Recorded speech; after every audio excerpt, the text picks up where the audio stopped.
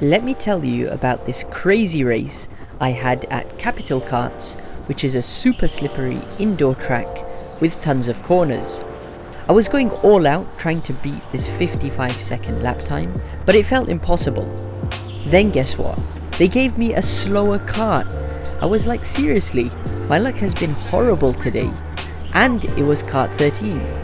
But little did I know, it would turn out to be a game changer. So as we start the laps going through turns 1, 2 and 3, this is going to be quite neck and neck in preparation for our first braking point just over here. And watch on the right hand side how on exit as I lay the power down, where I get a massive tank slapper, and again that follows through to the next corner where the rear end is just slipping out on the faster kart. Notice how that offsets our line on the two different laps, because in preparation for the double left hand turns I'm able to take a tighter line, whereas on the right hand side I'm very wide because I'm completely off the line. Now observe how smooth my line is through the hairpin turn on the left hand side in the slower kart. The kart's not sliding and it's gripping to the track, whereas on the right hand side another massive tank slapper trying to save the kart on exit.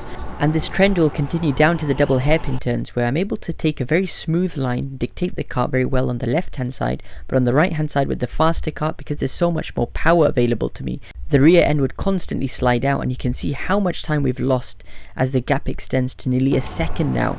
This is the final sector, if you were, at Capital Karts. It's the high speed stuff. On the right hand side I'm battling the kart, trying to position it exactly where I want to apex to, whereas on the left hand side I've just checked out and I'm well on my way down to the final back straight. With the faster kart, this was an opportunity to gain a bit of lap time back, and as we approach the green light on the left hand side, let's just observe the gap has come down slightly, but we've got 3 more sharp, tight corners to negotiate. And watch on the left hand side with the slower car, I have more grip and I'm able to just smoothly exit the corner, whereas on the right hand side I get once again a massive tank slapper trying to save the kart, had to delay the time to put the power down. And by that time the slower kart has already finished its lap and the faster kart just comes in now. Now my best lap with the slower kart was 52.677 and my best lap time with the faster kart was 55.222, more than a 2-second difference.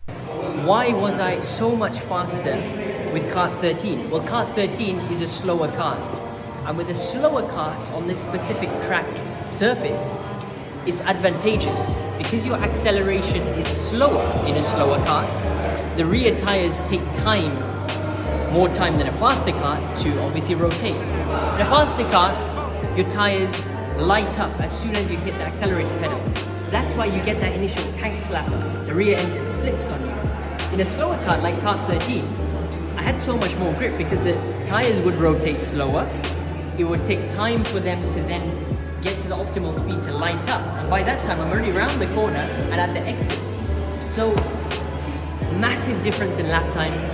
Maybe the meta at Capital Karts is to take a slower kart and get a faster lap time that way.